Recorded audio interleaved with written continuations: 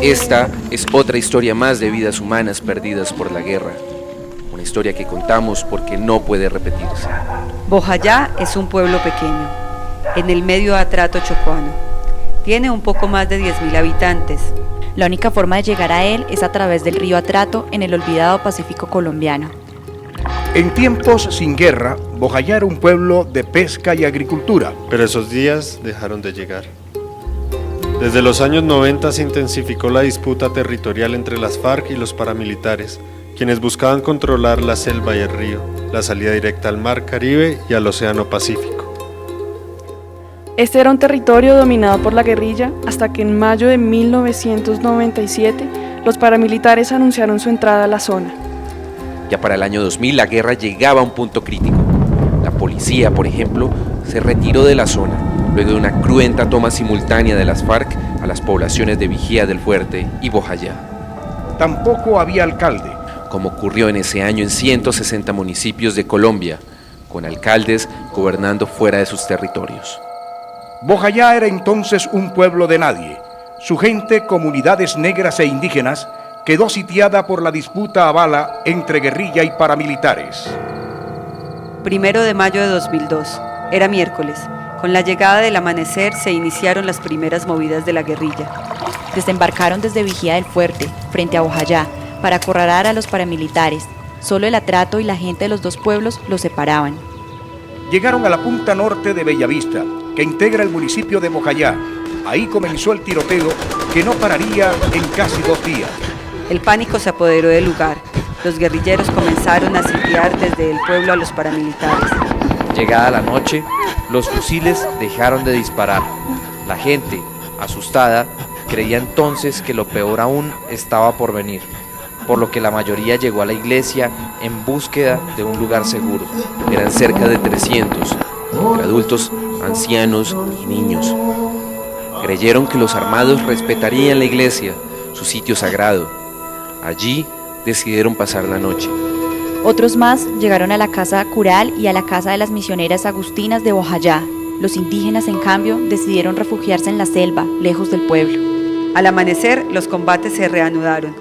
La guerrilla comenzó a preparar sus cilindros bomba con metralla e inició a lanzarlos contra el pueblo. El primero de estos cayó sobre una casa cercana a la iglesia. No hubo víctimas, pero el pánico se apoderó de la gente. Las bombas comenzaron a caer del cielo. A las 11 de la mañana la guerrilla disparó el tercer cilindro bomba. Esta vez estaba dirigido contra la iglesia, en donde se refugiaban del fuego cruzado de las familias. Rompió el techo, cayó contra el altar y estalló inmediatamente. El caos, el humo y un olor a pólvora y a carne calcinada se apoderaron del lugar. Afuera, los tiroteos siguieron. Adentro, solo se veían restos humanos y gente moribunda en el lugar. Minutos después, ante una breve pausa de los tiroteos, el padre del pueblo, horrorizado y herido, le gritó a la gente que se cruzara el río y se resguardara en Vigía del Fuerte. La gente, llorando, aterrada y herida, cruzó el río remando con sus brazos para salvar sus vidas. Demoraron meses en regresar. Por su parte, en la destruida iglesia, decenas de heridos quedaron expuestos al sol, aún en medio del fuego cruzado a la espera de alguna ayuda. 4 días después, llegó el ejército a la zona. Nunca antes en la historia reciente de Colombia, un enfrentamiento armado había causado la muerte de tantos civiles. Nunca antes en la historia reciente de Colombia un enfrentamiento armado había causado la muerte de tantos civiles. Fueron 98 los muertos, la mayoría de ellos por la explosión de la pipeta. En el hecho, más de 40 niños fallecieron. Otras 13 personas perdieron la vida en los hechos posteriores al crimen cometido en la iglesia de Bellavista. Ese día, con cadáveres en el pueblo, los heridos le suplicaron un cese al fuego, pero su clamor no fue escuchado y los enfrentamientos siguieron. La reconstrucción de Bojayá ha sido a paso lento.